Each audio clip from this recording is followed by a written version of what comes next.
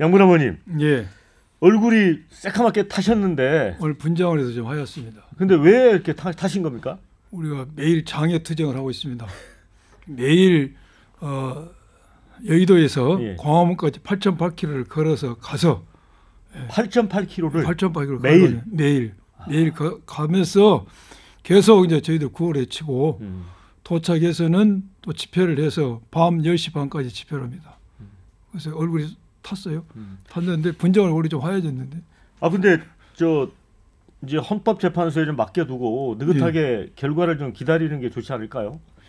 물론 저희들이 탄핵 소추안이 의결돼서 헌재에 넘어간 뒤로는 약간 그런 면이 있었어요. 그런데 얼마 전에 전혀 예상치 못했던 윤석열 피고인에 대해서 구속 취소가 되면서 이거 가만히 있으면 안 되겠다 네. 생각이 들어서 저희들이 지금 광화문에서 시민들이 매일 밤마다 집회를 하고 있는데 우리 야당 의원들이 뭐 그 강 건너 불구경한 것도 적절치 않고 그래서 우리가 같이 힘을 합치자 해서 하고 있습니다. 권인석 대변인, 근데 네네. 국민의힘은 윤석열 대통령 이제 구속 취소 이후에 어찌 보면 민주당이 좀 이제 강경한 움직임을 보이고 있고 오히려 좀 느긋한 게 느껴지거든요. 맞나요? 느긋한 그 국민은 지금 없을 것 같고요. 네. 예, 다들 이제 마음속으로는 조마조마하시기도 하고 뭐 그러시겠죠. 그런데 어쨌건 이제 저는 장외투쟁으로 사법부를 협박하는 것은 그건 이제 정치 또 의회가 해서는 안 되는 일이라고 생각을 하고요. 일반 시민들은 의사표현을 위해서 광장으로 나오실 수가 있죠. 그렇지만 정당이 의회가 그걸 하게 되면 이제 상권 분립을 위배하는 것이고 사법부를 협박하는 것이죠. 앞으로 정권을 잡을지도 모를 세력이 그렇게 행동을 하고 겁박을 하면 거기에 영향을 안 받는다고 장담할 수가 있겠습니까?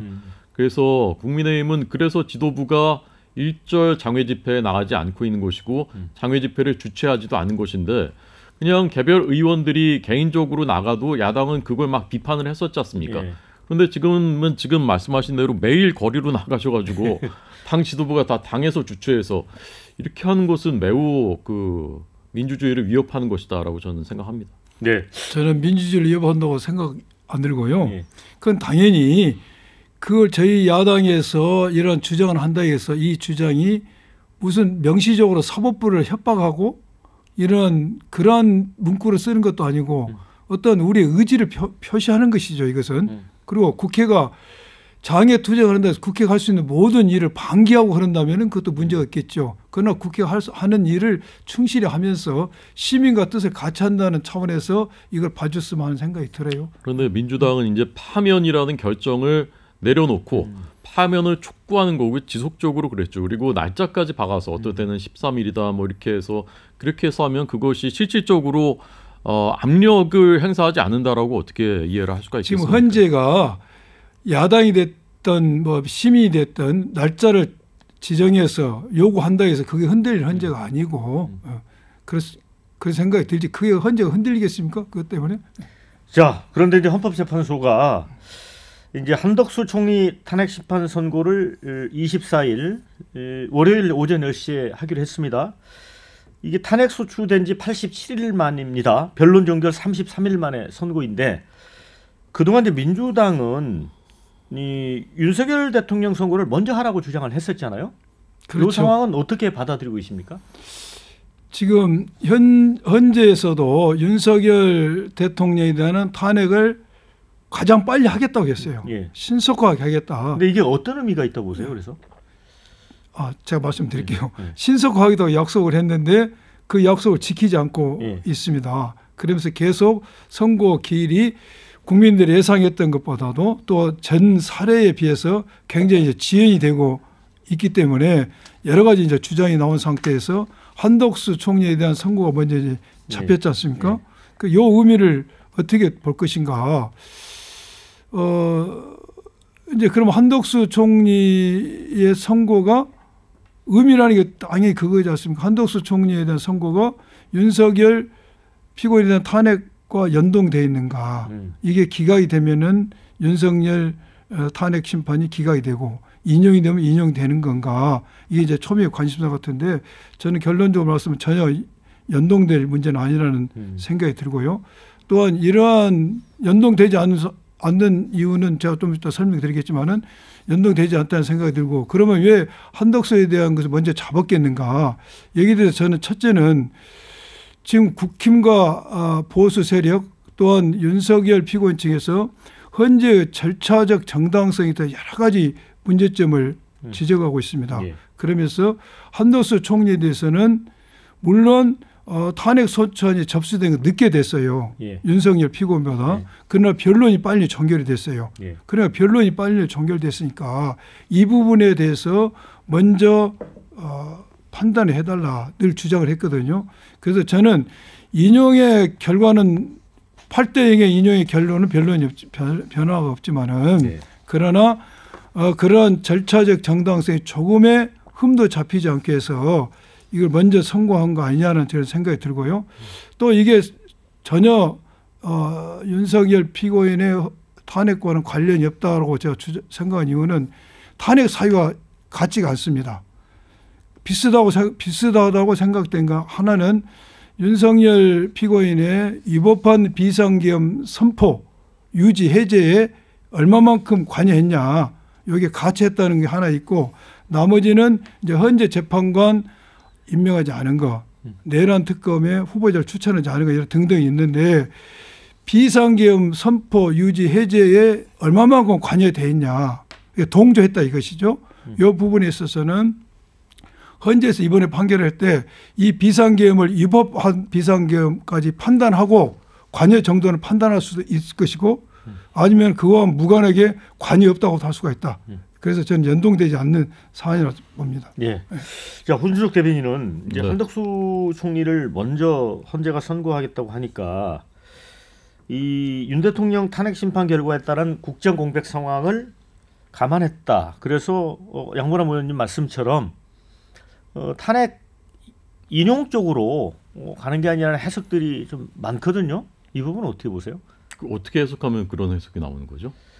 그러니까 국정 공백 상황을 우려해서 그러니까 윤 대통령의 파면을 방향을 정해놓고 그렇다는 이제 분석들이 나오니까 그래서 이제 대통령도 예. 탄핵되고 그러면 총리라도 있어야 예, 되니까 예. 뭐 그런 예. 것이다. 그런 분석에 어떻게 생각하시나요? 근데 그렇게 보기에는 지금 그런 걸 걱정했다면 헌재가 지금까지 이제 80 며칠 동안을 이렇게 비워뒀겠습니까? 그리고 최상목 권한대행이 지금 국정을 운영하고 있지 않습니까? 예. 그런데 만약에 대통령이 탄핵되면 그때 총리도 없으면 안 되니까 예. 총리라도 뭐 해주자. 예. 그것은 좀 설득력은 없는 얘기인 것 같고요. 저는 뭐 제 개인적인 기대나 뭐 희망이나 이런 것을 배제하고 그냥 그 객관적으로 제가 관측을 해보자면 헌재가 어쨌건 대통령 것부터 제일 우선적으로 하겠다고 공개적으로 밝혀왔지 않습니까? 그런데 안 되고 있단 말이죠. 예. 제일 크고 제일 무거운 숙제인데 이거를 어떻게든 뭐 좀 빨리 해보려고 했는데 도저히 안 되는 거죠 지금. 아 그러니까 안 되겠구나. 일단 그러면 그 다음 거부터라도 조금 작은 거부터라도 먼저 일단 해서 내자. 아, 이렇게 보는 것이 저는 제일 합리적인 그 추론 같습니다.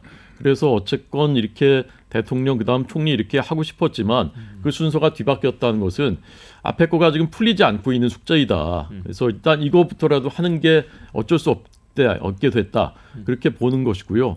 저는 한덕수 총리 거는 뭐 기각이나 각하의 결론이 내려질 것으로 보는 법조계 전문가들이 대다수인 것 같고 지금 양 의원님 말씀대로 사실 두 개 사건은 법리적으로는 크게 연관되지 않을 수 있습니다.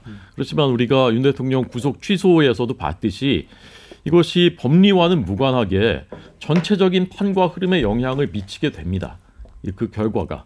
그래서 한덕수 총리 건이 기각 또는 각하된다면은 그것도 저는 윤 대통령 탄핵 심판의 결과에 상당 부분 영향을 미치게 될 것이다라고 저는 관측합니다. 그러니까 윤 대통령이 이른바 민주당의 줄 탄핵 시도를 비상계엄 발동의 하나의 원인으로 지목을 했는데 그 부분에 대해서 헌재가 정당성이라는 표현은 그렇습니다만 그런 부분에 영향을 받을 수 있다는 주장이시죠? 그러니까 사실 이제 총리 탄핵은 대통령 탄핵 뒤이기 때문에 직접적인 인과관계는 아닐 수 있지만 전반적으로는 민주당의 무리한 국정 마비 시도의 하나의 이제 그 증거가 되는 것이고요.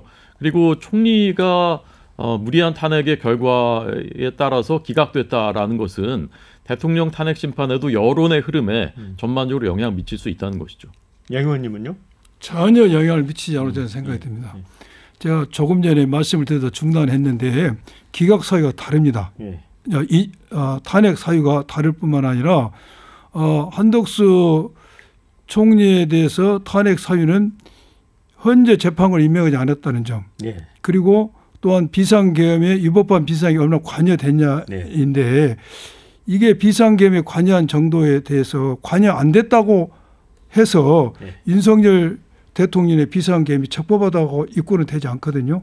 또 현재 재판관 임명하지 않은 부분에 있어서는 이미 국회에서 최상목 권한대회에서 권한쟁의 심판에 있어서 권한을 침해했다고 판결이 났습니다. 이것은 국회의 헌법재판을 구성한 권한을 침해했다는 것이죠. 이건 한덕수 총리가 헌법에 위반된 행위를 한 겁니다. 국회에 보장된 헌법의 국회 권한을 침해한 것이 되기 때문에 당연히 이것은 탄핵 사유가 되는 것이고 또 하나 가장 이제 중요한 것은 우리 호 대변인이 말씀하신 것처럼 줄탄핵을 해서 내가 국민께 알려야 되겠다.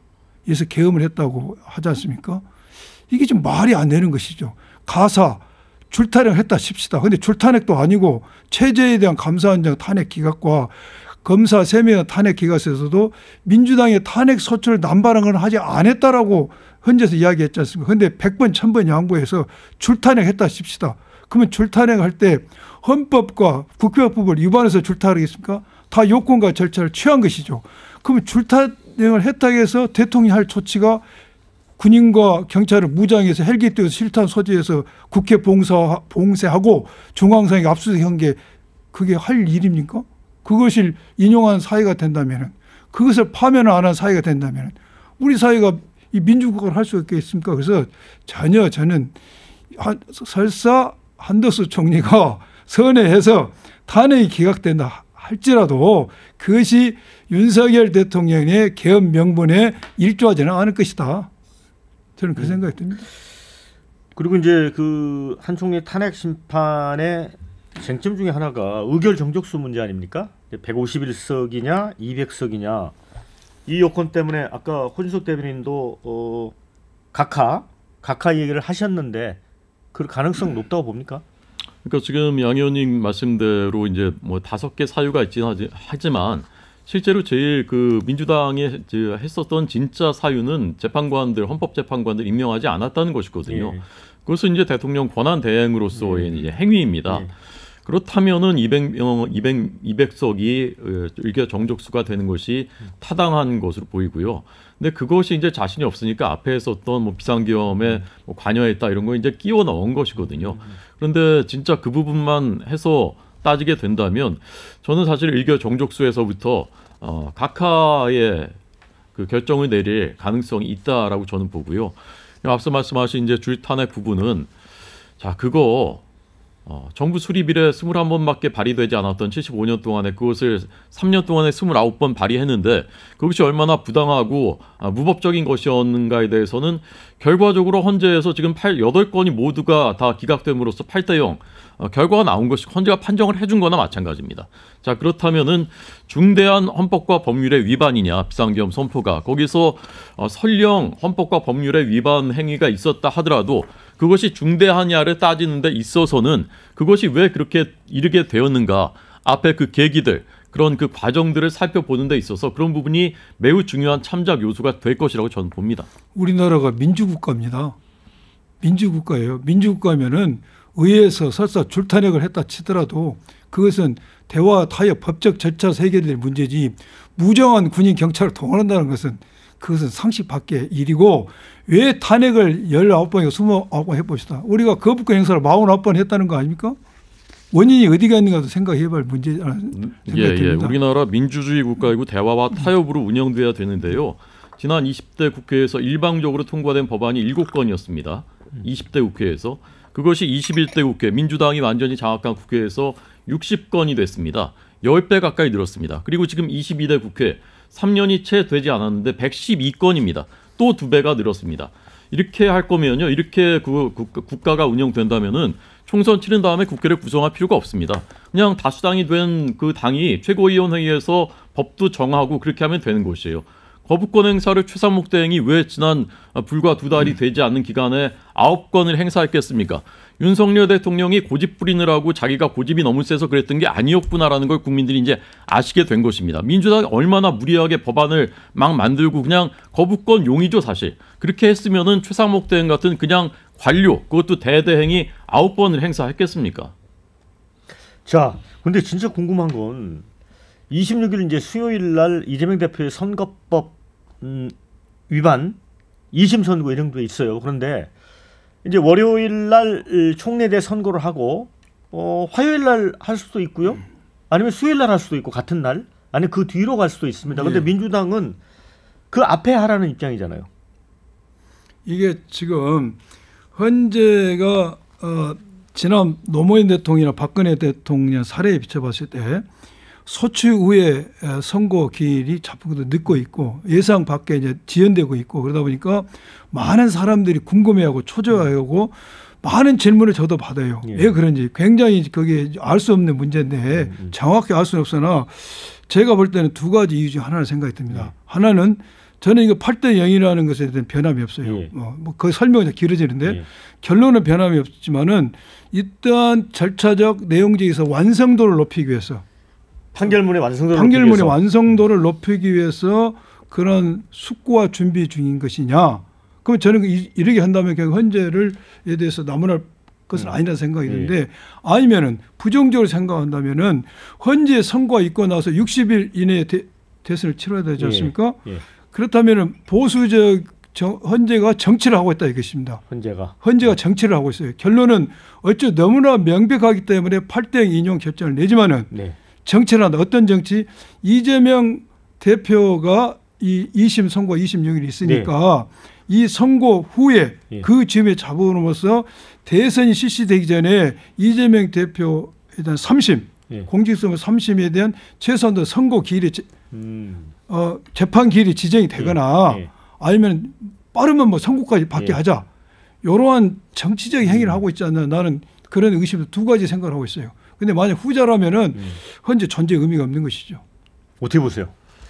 그런데 이제 헌재가 지금 그 소장 대행도 문영배 대행이고 적어도 4명의 재판관은 이념적인 성향이 뚜렷한 그러니까 진보 성향이 매우 뚜렷한 우리법 국제법 연구회 출신의 판사들인 것으로 저희가 다 알고 있습니다. 그런데 헌재가 어떤 누구를 위해서 정치적인 그런 행위를 하는 것인지 잘 납득이 되지 않는데 오히려 반대죠. 지금까지는 어떻게든 이재명 대표의 2심 선고일인 26일 이전에 탄핵심판 결과를 내놓기 위해서 노력을 해온 것으로 보입니다. 빨리빨리 하려고 하고 어떻게든 초시계까지 갖다 놓고 빨리 하고 변론은 11번에 종결해버리고 그렇게 했었던 것이지 않습니까? 자, 그런데 이제 안 되고 있는 것입니다. 이게. 결론을 못 내리고 있는 것이에요. 그래서 결과적으로 불가피하게 26일 이후로 늦춰질 가능성이 커졌다. 그래서 이것은 헌재가 이렇게 저렇게 하려고 했는데 안 된 것이 아니라 오히려 반대. 이쪽으로 빨리 해보려고 했는데 안 됐기 때문에 불가피하게 지금 26일 뒤에 선고될 가능성이 높아졌다. 이렇게 보는 게 일반적인 관측이라고 저는 생각합니다. 네.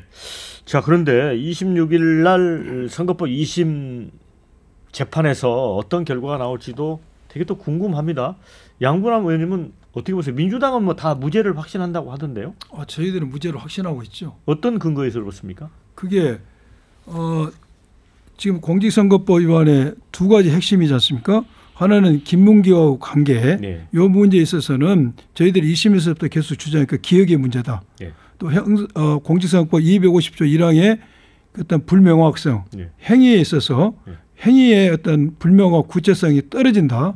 여기에 있어서 우리가 법률적 주장을 많이 했죠. 그 주장을 저희들이 계속 하고 있고 더불어 2심 재판 과정에서 재판에서 이런 질문을 했지 않습니까? 이재명 대표가 무슨 말을 거짓말했다는 거냐. 말을 직접적으로 한 말이 어떤 말이 거짓말인지를 밝혀라. 말을 해석을 해서 이재명도 A라고 말을 했는데 그 해석을 하니까 B라고 이렇게 하지 말고 실제로 무슨 말을 한 것인지를 밝혀라고 해서 공소장 변경 요구를 했습니다.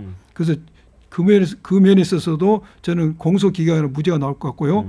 또 하나 백현동 용도 변경 부분에 있어서도 저희들은 늘 이것은 국토부로부터 그런 많은 어떤 요구와 어떤 받았다. 거기에 대해서 어떤 표현을 한 것이다라고 내용에 있어서는 그랬고 절차적 면에서는 국회의 증인 감정법에 의해서 그 법에 의하면은 이 법에 의해서 처벌받는 거에는 처벌받지 않는다고 되어 있는데 왜 기소했냐 이걸 다퉜는데 이번 재판 과정에서도 판사가 물어봤습니다. 검사에게 아니 이렇게 되어 있는데 국회의 증인 감정법에 의하면은 이 법에 의한 처분에는 처벌받지 않는다고 되어 있는데 왜 이거 했냐 이런 사례가 있냐고 질의를 했는데 검사가 제대로 답변을 못했다는 거 아닙니까? 그래서 저희들은 매우 희망적으로 보고 있습니다.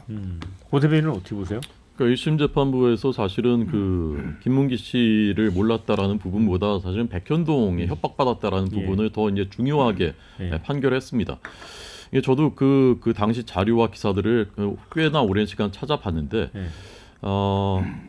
2010년에 국토부가 그 백현동 식품개발연구원 부지 그것 좀 상향시켜서 팔릴 수 있게 해달라고 이제 공문을 보냅니다. 근데 그건 이제 성남시 결정 사항이에요. 성남시가 꿈쩍을 안, 콧방귀도 안 껴요. 근데 사실은 그거 상향시켜서 팔리면 성남시도 좋고 국가도 좋고 한 거니까 공문 보낸 거거든요.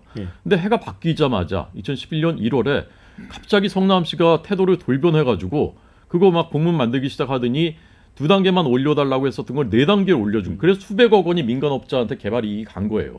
근데 그 1월에 무슨 일이 있었냐? 바로 김인섭 씨라는 이재명 그 시장의 최측근이 아시아 디벨로퍼라는 회사 영입된 것이고 아시아 디벨로퍼가 바로 그 시행을 해가지고 돈을 번 겁니다. 그러니까 이것은 정말 있을 수 없는 일이 일어난 거예요. 근데 이재명 대표께서는 국감장에 그러니까 그 전에 그러니까 그냥 완전히 무시했었던 그 공문, 국토부 공문을 들고 나와서 협박받았다라고 한 겁니다. 그러니까 매우 고의적이고 모를래야 모를 수가 없는 그런 거짓말을 반복적으로 공개적으로 한 것입니다. 왜? 선거를 위해서, 대선 위해서. 그때 백현동 문제가 제일 그 뜨거운 이슈로 부상하고 있었기 때문에. 그래서 이것은 너무나 명백한 문제입니다.